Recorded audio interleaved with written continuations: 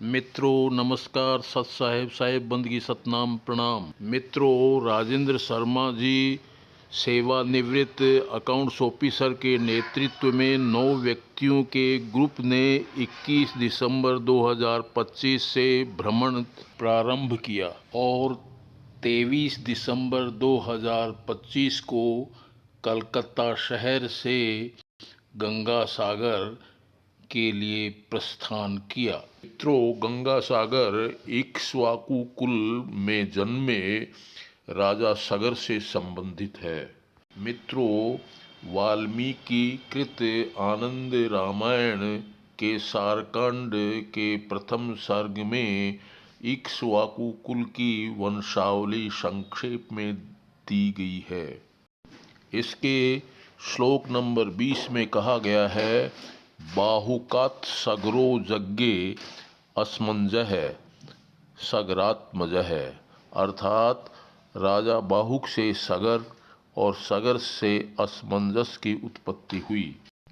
और इसके श्लोक नंबर 21 में कहा गया है, असमंजश्च पुत्रो अभूदंशु मानीति नामतः तस्य पुत्रो दिलीपस्थु दिलीपाश्च भगीरथः, अर्थात असमंजस से अंशुमान और अंशुमान से दिलीप और दिलीप से राजा भगीरथ पैदा हुए।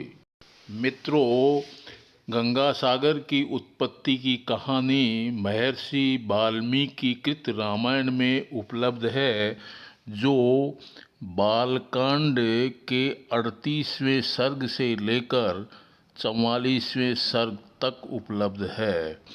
इसके अंतर्गत भगवान रामचंद्र जी को उनके गुरु विश्वामित्र जी यह कहानी सुनाते हैं। सर्ग 38, श्लोक नंबर 2। अयोध्याधिपति शूरः पूर्वमासीन्नराधिपः सगरो नाम धर्मात्मा प्रजा कामः स चा प्रजा, अर्थात हे वीर, पहले अयोध्यापुरी में एक सगर नाम के राजा थे। उनके पुत्र नहीं था, अतः उन्हें पुत्र प्राप्ति की इच्छा थी। वह दर्भ दुहिता राम केशनी नाम नामतः ज्येष्ठा सगर पत्नी सा धर्मिष्ठा सत्यवादिनी। श्लोक नंबर 3, अर्थात हे राम, सगर की पटरानी का नाम केशनी था। वह विदर्भ देश की राजा की बेटी और बड़ी धर्मिष्ठा और सत्यवादिनी थी। अरिष्टनेमि दुहिता रूपेणा प्रतिमा भुवि द्वितीया सगर्षासीत पत्नी सुमति संगीता। श्लोक नंबर 4, अर्थात इनकी दूसरी पत्नी का नाम सुमति था और वह अरिष्टनेमि की बेटी थी और अत्यंत रूपवती थी। ताभ्याम सह तदा राजा पत्नीभ्याम तप्तवांस्तपः हिमवंतम समासाद्य भृगु प्रस्रवणे गिरौ। श्लोक नंबर 5, उन दोनों रानियों सहित महाराज सगर हिमालय के भृगु प्रस्रवण नामक प्रदेश में जाकर तप करने लगे। मित्रों, इस प्रदेश का नाम भृगु प्रस्रवण इसलिए पड़ा क्योंकि यहाँ भृगु जी महाराज स्वयं तप करते थे। अथ वर्ष शते पूर्णे तपसा आराधितो मुनिः सगराय वरम प्रादाद भृगुः सत्यवताम वरः। श्लोक संख्या 6, अर्थात तपस्या करते हुए महाराज सगर को जब 100 वर्ष पूरे हो गए, तब सत्यवादी महर्षि भृगु ने सगर की तपस्या से प्रसन्न हो उन्हें यह वर दिया। एका जनिता तात पुत्रम वंशकरम तव षष्टिम पुत्र सहस्त्राणि अपरा जनयिष्यति।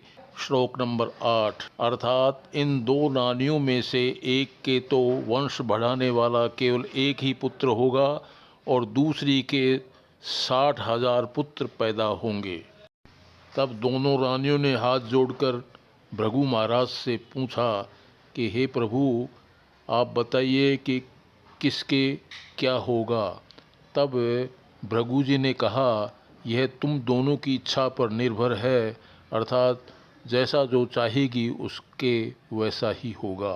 मुनेस्तु वचनम श्रुत्वा केशिनी रघुनंदन पुत्रम वंशकरम राम जग्राह नृप सन्निधौ। श्लोक नंबर 13 है, अर्थात हे रघुनंदन, भृगु जी के इस प्रश्न को सुन केशनी ने वंश कर एक पुत्र प्राप्ति का वर प्राप्त किया। षष्टिम पुत्र सहस्त्राणी सुपर्ण भगनी तदा महोत्साहान कीर्ति मतो जग्राह सुमति सुतान। श्लोक नंबर 14। और गरुड़ की बहन सुमति को बलवान कीर्तिवान 60,000 पुत्र होने का वरदान मिला। महर्षि भृगु की परिक्रमा कर और उन्हें प्रणाम करके महाराजा सगर अपनी रानियों के साथ राजधानी लौट आए। अथ काले गते तस्मिन् ज्येष्ठा पुत्रम व्यजायत असमंज इति ख्यातम केशनी सगरात्मजम। श्लोक नंबर 16, अर्थात कुछ समय बीतने पर सगर की पटरानी केशनी के गर्भ से असमंजस नाम का एक राजकुमार उत्पन्न हुआ। सुमतिस्तु नरव्याघ्र गर्भ तुम्बम व्यजायत षष्टिः पुत्राः सहस्राणि तुम्ब भेदाद्विनिश्रिताः।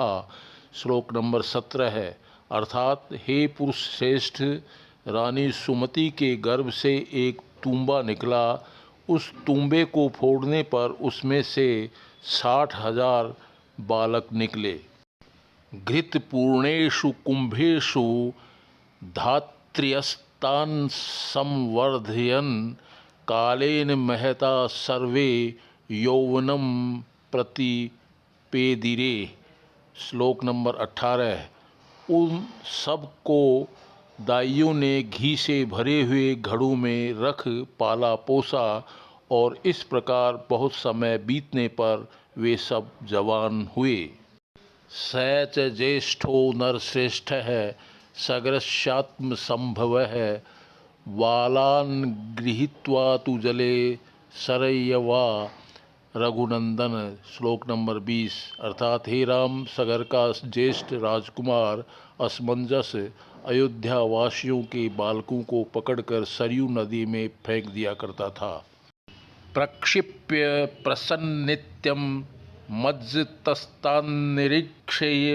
वै एवं पाप समाचारः सज्जन प्रतिवाधिकः। श्लोक नंबर 21, अर्थात जब वे डूबने लगते तब वह उन्हें डूबते हुए देख प्रसन्न होता था। वह बड़ा दुराचारी हो गया और वह सज्जनों को सताने लगा। महाराज सगर ने पूर्ववासियों को सताने वाले अपने पुत्र असमंजस को देश निकाले का दंड दिया। असमंजस के अंशुमान नामक एक पराक्रमी पुत्र था जो सबकी सम्मति से चलता था और सबसे प्रिय वचन बोलता था। महाराज सगर ने हिमाचल और विंध्याचल पर्वत के बीच भूमि में यज्ञ का आयोजन किया और एक अश्व छोड़ा गया।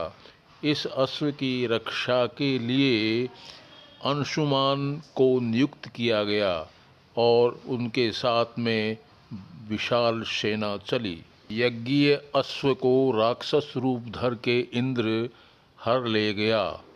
अपने 60,000 पुत्रों को बुलाकर महाराज सगर बोले, दीक्षितः पौत्र सहितः सोपाध्याय गणो है हम इह स्थास्यामि भद्रम वो यावत् तुरग दर्शनम। सर्ग नंबर 39 और श्लोक नंबर 15 है, अर्थात मैं तो यज्ञीय दीक्षा लिए हुए हूँ, सो जब तक मैं घोड़े को देख न लूँ तब तक अंशुमान और उपाध्यायों सहित यहीं रहूँगा। जाओ, तुम्हारा मंगल हो। इत्युक्ता हृष्टमनसो राजपुत्रा महाबलाः जगमुर्महीतलं राम पितुर्वचन यंत्रिताः। श्लोक नंबर 16, अर्थात हे राम, वे महाबली राजकुमार प्रसन्न हो और पिता की आज्ञा पाकर घोड़े और घोड़े के चुराने वाले को पृथ्वी भर में ढूंढने लगे। योजना याम विस्तार में कैको धरणी तलम विभिदुः पुरुष व्याघ्र वज्र स्पर्श समय नखहि। श्लोक नंबर 17। अर्थात हे नर शार्दूल, सारी पृथ्वी खोज चुकने के बाद में अपने वज्र के समान नखों से प्रत्येक राजकुमार एक एक योजन पृथ्वी खोदने लगे।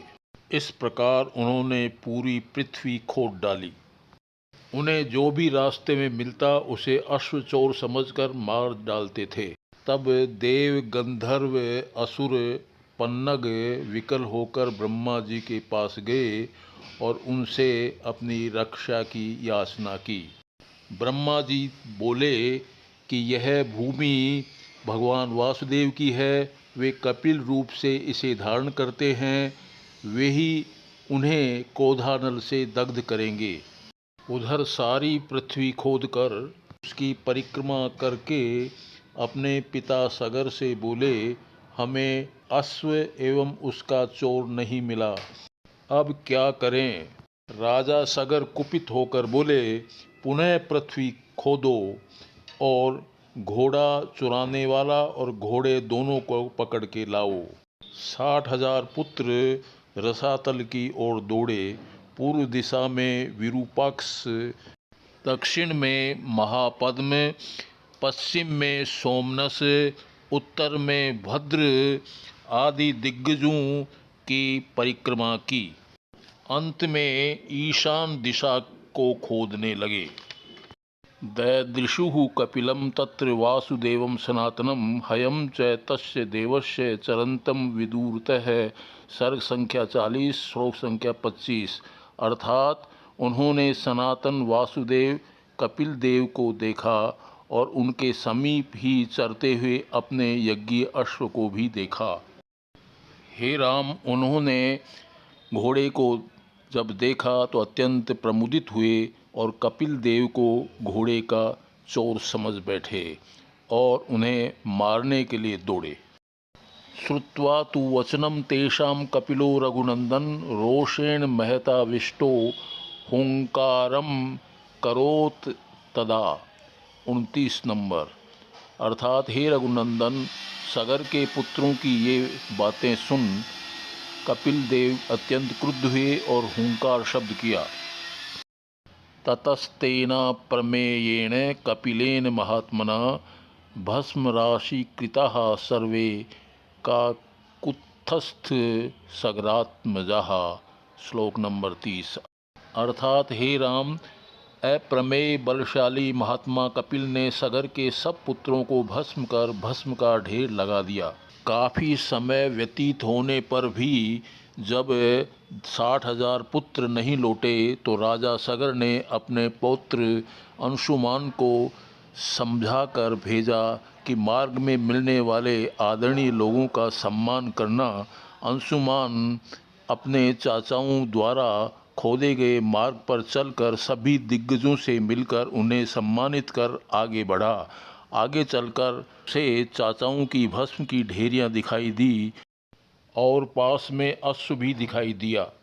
वह रोने लगा तथा तर्पण हेतु जलाशय तलाशने लगा, परंतु वहाँ वह नहीं मिला। तभी चाचाओं के मामा गरुड़ जी से भेंट हुई। गरुड़ जी ने अंशुमान को समझाया कि शोक को छोड़ो, क्योंकि इन सब का वध लोक सम्मत ही हुआ है। वधो अयम लोक सम्मतः है। सर्ग 41 श्लोक 17 है। कपिलेन प्रमेयेन दग्धा हि मे महाबलाः सलिलं नार्हसि प्राज्ञ दातुमेषां हि लौकिकम्। सर्ग 41 श्लोक 18। अर्थात ये सब अचिंत्य प्रभाव वाले महात्मा कपिल द्वारा भस्म किए गए हैं। हे प्राज्ञ, इनको लौकिकी अर्थात साधारण जलदान मत करो। गंगा हिमवतो ज्येष्ठा दुहिता पुरुषर्षभ तस्याम कुरु महाबाहो पितॄणाम तु जल क्रियाम। श्लोक 19। अर्थात हे पुरसर सब, हिमालय की ज्येष्ठा पुत्री गंगा नदी के जल से तुम अपने पितरों का तर्पण करो। जब लोक पावनी गंगा जी के जल से इनकी भस्म तर होगी तब ये स्वर्गवासी होंगे। अतः तुम घोड़ा लेकर लौट जाओ और यज्ञ पूर्ण कराओ। अंशुमान घोड़ा लेकर राजधानी लौटा और महाराज सगर को सारी बात बताई। वे बहुत दुखी हुए। तदंतर यथाविधि यज्ञ पूर्ण किया। महाराज सगर गंगा जी लाने का कोई उपाय नहीं खोज पाए और 33,000 वर्ष राज्य कर स्वर्गवासी हुए। मंत्रियों ने अंशुमान को राज सिंहासन पर बिठाया। उनके पुत्र जगत प्रसिद्ध महाराजा दिलीप हुए। महाराजा अंशुमान ने अपने पुत्र दिलीप को राज सिंहासन पर बिठाकर स्वयं हिमालय कठोर तप हेतु चले गए। उन्होंने गंगा जी को लाने के लिए 32,000 वर्ष कठोर तप किया, परंतु असफल रहे। इनके पश्चात इनके पुत्र महाराजा दिलीप गंगा जी लाने का केवल सोचते ही रहे। उन्होंने बहुत यज्ञ किए, 30,000 वर्ष राज्य किया। उनके पुत्र भगीरथ राजर्षि थे और निसंतान थे। महाराजा भगीरथ ने राज्यभार मंत्रियों को सौंपकर गोकर्ण नामक तीर्थ पर जाकर गंगावतरण हेतु तप चालू किया। गंगावतरणे रतः सर्ग 42 श्लोक 12। 1000 वर्ष बीतने पर ब्रह्मा जी प्रसन्न हुए और देवताओं के साथ उनके पास पहुँचे और वर मांगने हेतु कहा। भगीरथ ने 2 वर मांगे। पहला, सगर पुत्रों हेतु गंगा जल। दूसरा, मेरा इक्ष्वाकु वंश नष्ट न हो, अतः संतान दीजिए। ब्रह्मा जी बोले, तुझे पुत्र प्राप्ति होगी। और दूसरे, गंगा जी जब वेग से धरती पर उतरेंगी तब पृथ्वी उनका वेग नहीं सह पाएंगी। गंगायाः पतनम राजन पृथ्वी न सहिष्यति। सर्ग 42 श्लोक 22। अतः उनके वेग को संभालने की सामर्थ्य केवल शिव जी के अंदर ही है और किसी में नहीं है। राजा सगर ने 1 वर्ष तक शिव जी की कठोर तपस्या की। शिव जी ने कहा, गंगा को मैं सिर पर धारण करूंगा। तदा सरिन् महद्रूपम कृत्वा वेगम च दुस्सहम आकाशाद पतद्राम शिवे शिव शिरश्युत अचिंत्ययच्च सा देवी गंगाम परम दुर्धरा। विशाम्यहं हि पातालं स्रोतस्सा गृह्य शंकरम तस्या वल्लेपनम ज्ञात्वा क्रुद्धस्तु भगवान हरः। सर्ग 43 श्लोक 5, 6 एवं 7। अर्थात गंगा जी महद रूप धारण कर और दुस्सह वेग के साथ आकाश से शिवजी के मस्तक पर गिरी। परम दुर्धरा गंगा देवी ने सोचा कि मैं अपनी धार के साथ महादेव जी को वहाँ पर पाताल ले जाऊंगी। गंगा देवी के इस अभिमान भरे विचार को जानकर भगवान श्री महादेव जी अत्यंत क्रुद्ध हुए। महादेव जी ने अपनी जटा जूट में ही गंगा जी को छुपा लिया। गंगा जी ने बहुत उपाय किए परंतु जटा जूट से निकलकर पृथ्वी पर न आ सकी। गंगा जी को न देखकर भगीरथ ने फिर से कठोर तप किया, जिससे प्रसन्न होकर शिवजी ने गंगा जी को हिमालय के बिंदुसर में छोड़ दिया। विसर्ज ततो गंगा हरो बिंदु सरह प्रति। छोड़ते ही गंगा जी की 7 धाराएं हो गई। सप्त स्रोतांशी जग गिरे। सर्ग 43 श्लोक नंबर 12। राधनी, पावनी और नलिनी पूर्व दिशा की ओर बही। राधनी, पावनी चैव नलिनी तिस्रा प्राची दिशम। श्लोक नंबर 13। सुचक्षु, सीता और सिंधु 3 धाराएं पश्चिम की ओर बही। सुचक्षुश्चैव सीता च सिंधुश्चैव महानदी तिस्रस्त्वेता दिशु जगमुः प्रतीचि। श्लोक नंबर 14। भगीरथो अपि राजर्षिर्दिव्यं शैनन्दनमास्थितः प्रायादग्रे महातेजास्तं गंगा पृष्ठतो अन्वगात। श्लोक नंबर 31। अर्थात राजर्षि भगीरथ भी एक दिव्य रथ में बैठे हुए आगे आगे चले जाते थे और श्री गंगा जी उनके पीछे पीछे बही चली जाती थी। चलते चलते गंगा जी ने जहनु महर्षि की सामान सहित यज्ञशाला बहा दी। क्रुद्ध होकर जहनु ने गंगा जी का समस्त जल पी गए। देव गंधर्व ऋषियों की प्रार्थना करने पर गंगा जी को जहनु ने अपने दोनों कानों से बाहर निकाल दिया। तब से ही जहनु सुता गंगा जी जाह्नवी कहलाती हैं। तस्मात् जहनु सुता गंगा प्रोच्यते जाह्नवीति च। श्लोक नंबर 39। गंगा जी चलते चलते समुद्र में जा पहुँची। वे भगीरथ का कार्य सिद्धि हेतु रसातल में गई।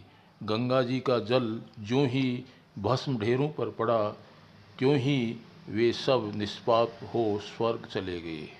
मित्रों, कलकत्ता शहर से गंगा सागर धाम 118 किलोमीटर दूर है, जहां पर पहुंचने के लिए यात्री को पहले सड़क मार्ग से, फिर जल मार्ग से और फिर सड़क मार्ग से गुजरना होता है। हमारे ग्रुप ने कलकत्ता शहर से 17 सीटर ट्रेवलर बुक की और वहां से चले। जब समुद्री तट 3 किलोमीटर दूर रह गया तब उस 17 सीटर ट्रेवल को रोक दिया गया और वहां से हमें टेम्पू रिक्शा किराए पर लेना पड़ा और इस प्रकार से हम समुद्री तट पर पहुंचे। समुद्री मार्ग तय करने के लिए हमने सरकारी नियंत्रित एक जहाज के टिकट बुक कराए और हम उस पर सवार हो गए। यह समुद्री यात्रा लगभग 20 किलोमीटर की थी। ये हमारे भाई साहब हैं। आज तारीख कितनी है? 23 तारीख, 23 दिसंबर 25 की फ़ोटो है। शिप में बैठे हुए हैं और गंगा सागर की यात्रा के लिए रवाना हो रहे हैं। ये हमारी भाभी जी हैं, इनको देखिए आप, ये भी जा रही हैं इनके साथ साथ और इनके पीछे हम खड़े हैं। ये हमारी मैडम की है, वो पीछे भाभी की है। लो हमारी फोटो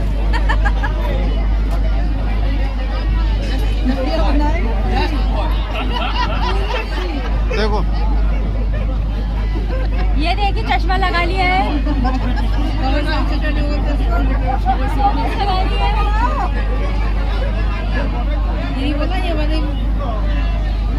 ये श्रुति है जो अपने फोटो खिंचाने में हिचकिचाती है, नहीं खिंचाती है, कहते भी, इसलिए इसको बोला नहीं जा रहा फोटो खिंचाओ।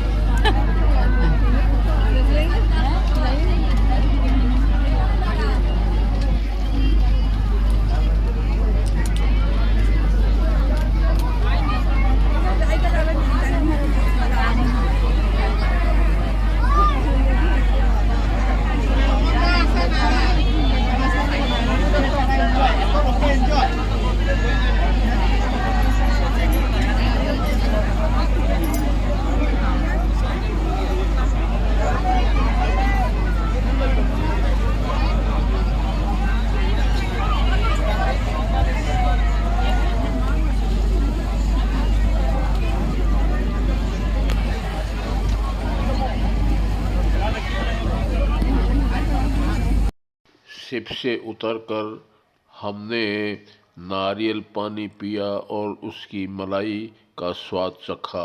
इसके बाद हम माल ढोने वाले एक रिक्शा में बैठकर 1-1.5 किलोमीटर दूर सर्किल पर पहुंचे और उस सर्किल से ऑटो किराए लेकर हम काफ़ी दूरी तक सड़क मार्ग तय करके गंगा सागर धाम पहुंच गए। गंगा सागर धाम पहुंचकर हमने उस पवित्र जल में डुबकी लगाई।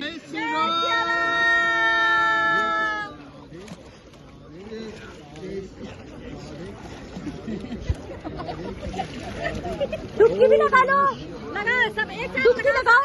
सुनो, एक साथ पापा हो गया, डुबकी लगा लो।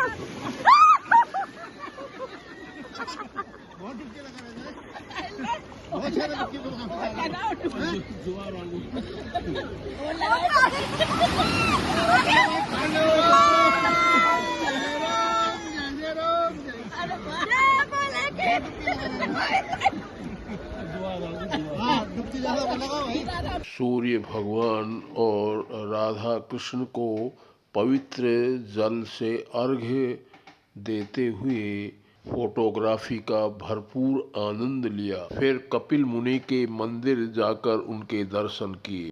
मित्रों, और तीर्थ बार बार गंगा सागर एक बार के दो अर्थ निकलते हैं।